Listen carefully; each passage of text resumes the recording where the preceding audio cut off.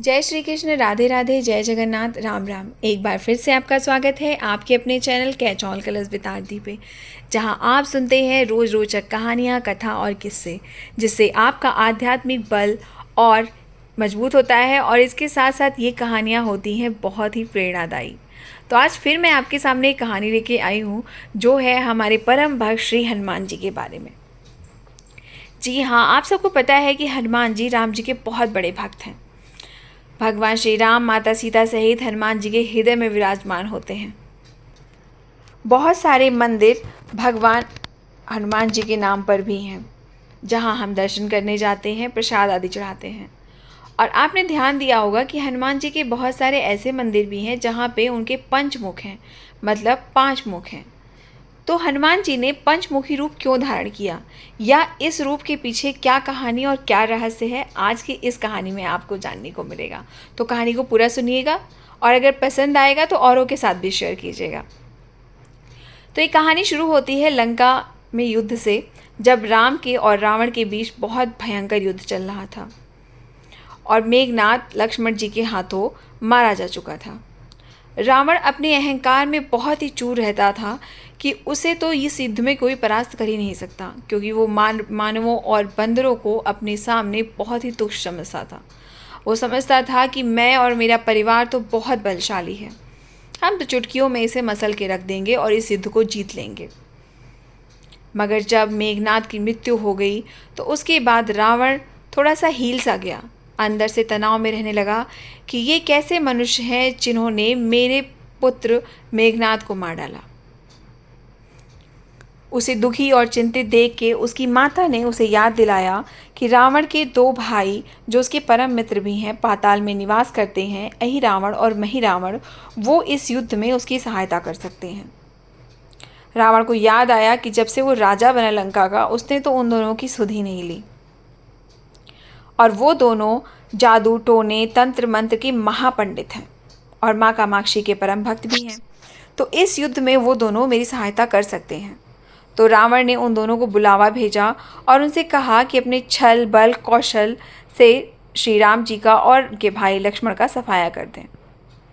अब ये बात किसी माध्यम से विभीषण जी को भी पता चल गई कि युद्ध में अहिरावण और महिरावण जैसे मायावी पराक्रमी भी शामिल होने वाले हैं। अहिरावण महिरावण बहुत ही ज़्यादा मायावी थे और तंत्र मंत्र की विद्या में निपुण। विभीषण ये बात जानते थे, इसीलिए वो चिंता में पड़ गए। वो भगवान श्री राम और लक्ष्मण जी की सुरक्षा को लेकर बहुत चिंतित हो गए। तो उन्होंने उनकी सुरक्षा की जिम्मेदारी परम भक्त श्री हनुमान जी को सौंपी। साथ ही स्वयं भी निगरानी में लग गए। राम लक्ष्मण की कुटिया लंका में सुमेल पर्वत पे बनी हुई थी। हनुमान जी ने भगवान श्री राम की कुटिया के चारों ओर एक सुरक्षा घेरा खींच दिया। कोई जादू टोना तंत्र मंत्र का असर या मायावी राक्षस इसके भीतर नहीं घुस सकता था। अहिरावण और महिरावण श्री राम और लक्ष्मण को मारने उनकी कुटिया तक पहुँचे, पर इस सुरक्षा घेरे के आगे उनकी एक न चली। वो असफल रहे। ऐसे में उन्होंने एक चाल चली। महिरावण विभीषण का रूप धर के कुटिया में घुस गया। राम व लक्ष्मण पत्थर की सपाट शिलाओं पर गहरी नींद में सो रहे थे। दोनों राक्षसों ने बिना आहट किए शिला समेत दोनों भाइयों को उठा लिया और अपने निवास पाताल की ओर चल दिए। विभीषण लगातार सतर्क थे। उन्हें कुछ देर में ही पता चल गया कि कोई अनहोनी घट चुकी है। विभीषण को महिरावण पर शक था। उन्हें लक्ष्मण और राम जी की जान की चिंता सताने लगी। विभीषण ने हनुमान जी को महिरावण के बारे में बताते हुए कहा कि वे उसका पीछा करें। लंका में अपने रूप में घूमना राम भक्त हनुमान के लिए ठीक न था, सो उन्होंने पक्षी का रूप धारण कर लिया और पक्षी के रूप में ही निकुंभला नगर में पहुंच गए। निकुंभला नगरी में पक्षी रूप धरे हनुमान जी ने कबूतर और कबूतरी को आपस में बतियाते हुए सुना। कबूतर कबूतरी से कह रहा था कि अब रावण की जीत पक्की है। अहिरावण और महिरावण राम लक्ष्मण की बलि चढ़ा देंगे, बस सारा युद्ध समाप्त। कबूतर की बातों से ही बजरंगबली को पता चल गया कि दोनों राक्षस राम लक्ष्मण को सोते में ही उठाकर कामाक्षी देवी को बलि चढ़ाने पाताल लोक ले गए हैं। हनुमान जी वायु वेग से रसातल की ओर बढ़े और तुरंत वहां पहुंच गए। हनुमान जी को रसातल के प्रवेश द्वार पर एक अद्भुत पहरेदार मिला, जिसका आधा शरीर वानर का और आधा मछली का था। उसने हनुमान जी को पाताल में प्रवेश करने से रोक दिया। द्वारपाल हनुमान जी से बोला कि मुझको परास्त किए बिना तुम्हारा भीतर जाना असंभव है। दोनों में लड़ाई छिड़ गई। हनुमान जी के आशा के विपरीत ये बड़ा ही बलशाली और कुशल योद्धा निकला। दोनों ही बड़े बलशाली थे। दोनों में भयंकर युद्ध हुआ, परंतु वो बजरंगबली के आगे ना टिक सका। आखिरकार हनुमान जी ने उसे हरा तो दिया, पर उस द्वारपाल की प्रशंसा करने से नहीं रोक सके खुद को। हनुमान जी ने उस वीर से पूछा कि हे वीर, तुम अपना परिचय दो। तुम्हारा स्वरूप भी कुछ ऐसा है कि उससे कौतूहल हो रहा है। उस वीर ने उत्तर दिया कि मैं हनुमान का पुत्र हूँ और एक मछली से पैदा हुआ हूँ। मेरा नाम मकरध्वज है। हनुमान जी ने ये सुना तो आश्चर्य में पड़ गए। वह वीर की बात सुनने लगे। मकरध्वज ने कहा कि लंका दहन के बाद हनुमान जी समुद्र में अपनी अग्नि शांत करने पहुँचे। उनके पसीने के रूप में उनका तेज गिरा और उस समय मेरी माँ ने आहार के लिए मुंह खोल रखा था। वो तेज मेरी माता ने अपने मुख में ले लिया और वो गर्भवती हो गई और उसी से मेरा जन्म हुआ। हनुमान जी ने जब ये सुना तो मकरध्वज को बताया कि वो ही हनुमान है। मकरध्वज ने हनुमान जी के चरण स्पर्श किए और हनुमान जी ने भी अपने बेटे को गले से लगा लिया और वहाँ आने का पूरा कारण बताया। उन्होंने अपने पुत्र से कहा कि अपने पिता के स्वामी की रक्षा में सहायता करें। मकरध्वज ने हनुमान जी को बताया कि कुछ ही देर में राक्षस बलि के लिए आने वाले हैं। बेहतर होगा कि आप रूप बदलकर कामाक्षी जी के मंदिर में जाकर बैठ जाएं। उनको सारी पूजा झरोखों से करने को कहा। हनुमान जी ने पहले तो मधुमक्खी का वेश धरा और माँ कामाक्षी के मंदिर में घुस गए। हनुमान जी ने माँ कामाक्षी को नमस्कार कर सफलता की कामना की और फिर पूछा कि हे माँ, क्या आप वास्तव में श्री राम जी और लक्ष्मण जी की बलि चाहती हैं? हनुमान जी ने के इस प्रश्न पर माँ कामाक्षी जी ने उत्तर दिया कि नहीं, मैं तो दुष्ट अहि रावण और मही रावण की बलि चाहती हूँ। ये दोनों मेरे परम भक्त तो हैं, पर अधर्मी और अत्याचारी भी हैं। आप अपने प्रयत्न करो, सफल रहोगे। मंदिर में 5 दिए चल रहे थे।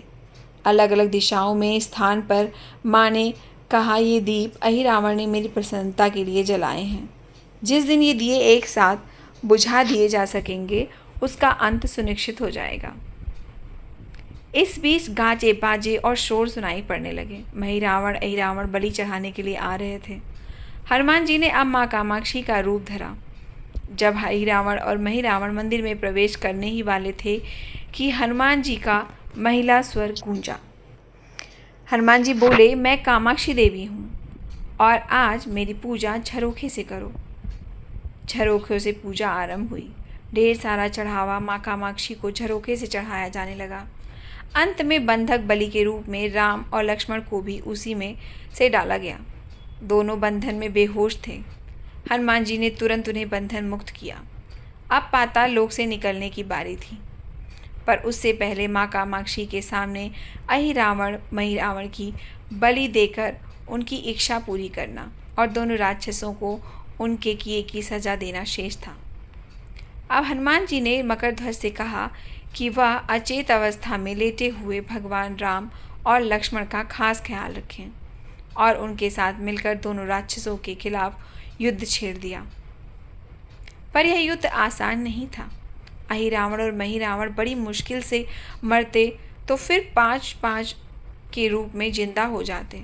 इस विकट स्थिति में मकरध्वज ने बताया कि अहि रावण की एक पत्नी नाग कन्या है। अहि रावण उसे बलात् हर लाया है। वह उसे पसंद नहीं करती, पर मन मार के उसके साथ है। वह अहि रावण के राज जानती होगी। उससे उसकी मौत का उपाय पूछा जाए। आप उसके पास जाएं और सहायता मांगें। मकरध्वज ने राक्षसों को युद्ध में उलझाए रखा और उधर हनुमान जी अहिरावण की पत्नी के पास पहुंच गए। नाग कन्या से उन्होंने कहा कि यदि तुम अहिरावण की मृत्यु का भेद बता दो तो हम उसे मार देंगे और तुम्हें भी उसकी चंगुल से मुक्ति मिल जाएगी। अहिरावण की पत्नी ने कहा कि मेरा नाम चित्रसेना है, मैं भगवान विष्णु की भक्त हूँ। मेरे रूप पर अहिरावण मर मिटा और मेरा अपहरण करके मुझे यहाँ कैद कर दिया, पर मैं उसे नहीं चाहती। लेकिन मैं अहिरावण का भेद तभी बताऊंगी जब मेरी इच्छा पूरी की जाएगी। हनुमान जी ने अहिरावण की पत्नी नागकन्या चित्रसेना से पूछा कि आप अहिरावण की मृत्यु का रहस्य बताने के बदले में क्या चाहती हैं? आप मुझे अपनी शर्त बताएं, मैं उसे जरूर पूरी करूंगा। चित्रसेना ने कहा कि दुर्भाग्य से अहिरावण जैसा असुर मुझे हर लाया, इससे मेरा जीवन खराब हो गया। मैं अपने इस दुर्भाग्य को सौभाग्य में बदलना चाहती हूँ। अगर आप मेरा विवाह श्री राम से कराने का वचन दें तो मैं अहिरावण के वध का रहस्य जरूर बताऊंगी। हनुमान जी सोच में पड़ गए। भगवान श्री राम तो एक पत्नीनिष्ठ हैं, अपनी धर्म पत्नी देवी सीता को मुक्त कराने के लिए असुरों से युद्ध कर रहे हैं। वह किसी और से विवाह की बात कभी नहीं स्वीकारेंगे, फिर मैं वचन कैसे दे सकता हूँ। फिर सोचने लगे कि यदि समय पर उचित निर्णय ना लिया तो स्वामी के ही प्राण संकट में हो जाएंगे। असमंजस की स्थिति में बेचैन हनुमान जी ने ऐसी राह निकाली कि सांप भी मर जाए और लाठी भी ना टूटे। हनुमान जी बोले, तुम्हारी शर्त स्वीकार है, पर हमारी भी एक शर्त है। ये विवाह तभी होगा जब तुम्हारे साथ भगवान राम जिस पलंग पर आसीन होंगे वो वहीं सलामत रहना चाहिए। यदि वह टूटा तो इसे अपशगुन मानकर वचन से पीछे हट जाऊंगा। जब महाकाय अहिरावण के बैठने से पलंग नहीं टूटता तो भला श्री राम के बैठने से कैसे टूटेगा। ये सोचकर चित्रसेना तैयार हो गई। उसने अहिरावण समेत सभी राक्षसों के अंत का सारा भेद बताया। चित्रसेना ने कहा कि दोनों राक्षसों के बचपन की बात है। इन दोनों के कुछ शरारती राक्षस मित्रों ने कहीं से एक भ्रामरी को पकड़ लिया। मनोरंजन के लिए वे उस भ्रमरी को बार बार कांटों से छेड़ रहे थे। भ्रमरी साधारण भ्रमरी नहीं थी, वो बहुत मायावी थी, किंतु किसी कारणवश वह पकड़ में आ गई थी। भ्रमरी की पीड़ा सुनकर अहिरावण और महिरावण को उस पर दया आ गई और अपने मित्रों से लड़कर उनको छुड़ा दिया। मायावी भ्रमरी का पति भी अपनी पत्नी की पीड़ा सुनकर वहां आया था। अपनी पत्नी की मुक्ति से प्रसन्न होकर उस भंवरे ने वचन दिया था कि तुम्हारे उपकार का बदला हम सभी भ्रमर जाति मिलकर चुकाएंगे। तुम्हारे उपकार का बदला हम सभी भ्रमर जाति मिलकर चुकाएंगे। ये भंवरे अधिकतर उसके शयन कक्ष के पास ही रहते हैं। ये सब बड़ी भारी संख्या में हैं। दोनों राक्षसों को जब भी मारने का प्रयास हुआ और ये मरने को हो जाते हैं, तब भ्रमर उनके मुख में एक बूंद अमृत डाल देते हैं। उस अमृत के कारण ये दोनों राक्षस मरकर भी जिंदा हो जाते हैं। इनके कई कई रूप उसी अमृत के कारण बने हैं।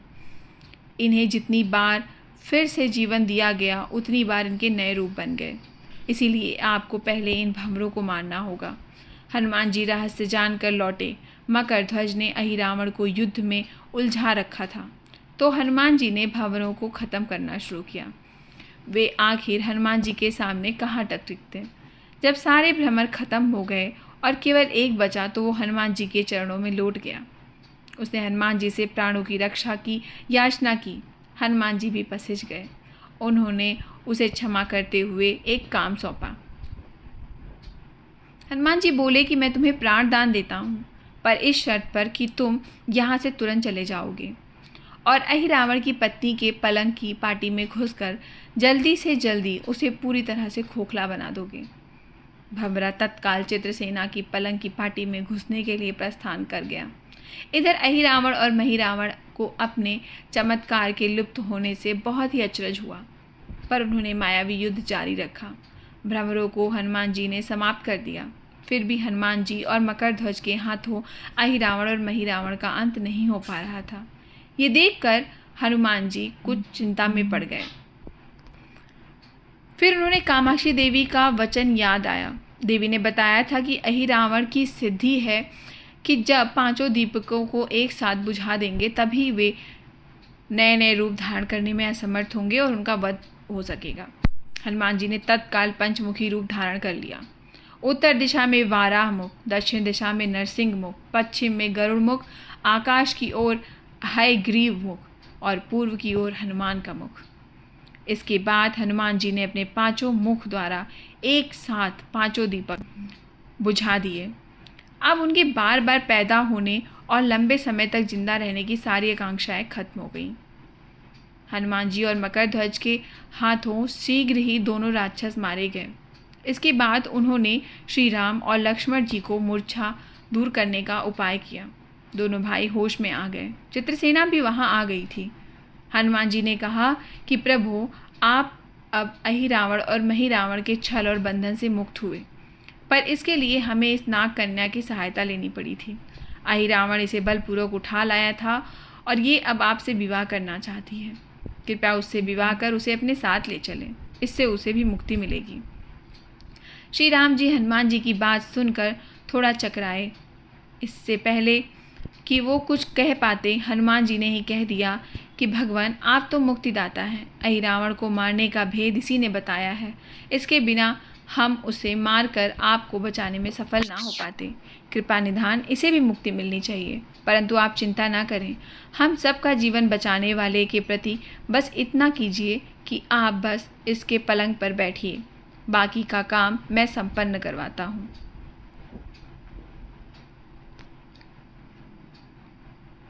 हनुमान जी इतनी तेजी से सारा कार्य किए जा रहे थे कि इससे श्री राम जी और लक्ष्मण जी दोनों चिंता में पड़ गए। वो कोई कदम उठाते कि तब तक हनुमान जी ने श्री राम जी की बाह पकड़ ली। हनुमान जी ने भावावेश में श्री राम जी को की बाह पकड़कर चित्रसेना के सजे धजे उस विशाल पलंग पर बैठा दिया। श्री राम को समझ पाते कि तभी पलंग की खोखली पाटी चरमराकर टूट गई। पलंग धराशायी हो गई। चित्रसेना भी जमीन पर आ गिरी।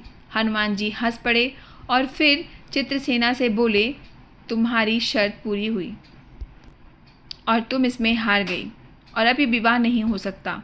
तुम मुक्त हो और हम तुम्हें तुम्हारे लोग भेजने का प्रबंध करते हैं। चित्रसेना समझ गई कि उसके साथ छल हुआ है। उसने कहा कि उसके साथ छल हुआ है। मर्यादा पुरुषोत्तम के सेवक उनके सामने किसी के साथ छल करें, ये तो बहुत अनुचित है। मैं हनुमान को श्राप देती हूँ। चित्रसेना हनुमान जी को श्राप देने जा रही थी कि श्री राम का सम्मोहन भंग हुआ और वो इस पूरे नाटक को समझ गए। उन्होंने चित्रसेना को समझाया कि मैं एक पत्नी धर्म से बंधे होने का संकल्प लिया है, इसीलिए हनुमान जी को ये सब करना पड़ा। उन्हें क्षमा कर दो। क्रुद्ध चित्रसेना ने उनसे विवाह की जिद पकड़े बैठी थी। तब श्री राम जी ने कहा कि मैं जब द्वापर में श्री कृष्ण का अवतार लूँगा तब तुम्हें सत्यभामा के रूप में अपनी पटरानी बनाऊंगा। इससे वो मान गई। हनुमान जी ने चित्रसेना को उसके पिता के पास पहुंचा दिया। चित्रसेना को प्रभु ने अगले जन्म में पत्नी बनाने का वादा दिया था। भगवान विष्णु की पत्नी बनने की चाह में उसने स्वयं को अग्नि में भस्म कर लिया। श्री राम जी और लक्ष्मण, मकरध्वज और हनुमान जी सहित वापस लंका में सुवेल पर्वत पर लौट आए। तो ये कहानी थी कि भगवान ने पंचमुखी रूप क्यों धारण किया गया, या हनुमान जी को पंचमुखी क्यों कहा जाता है। आपको ये कहानी कैसी लगी ज़रूर बताइएगा। फिर मिलेंगे ऐसी ही किसी कथा, कहानी और किस्से के साथ। तब तक के लिए जय श्री कृष्ण, राधे राधे, जय जगन्नाथ, राम राम।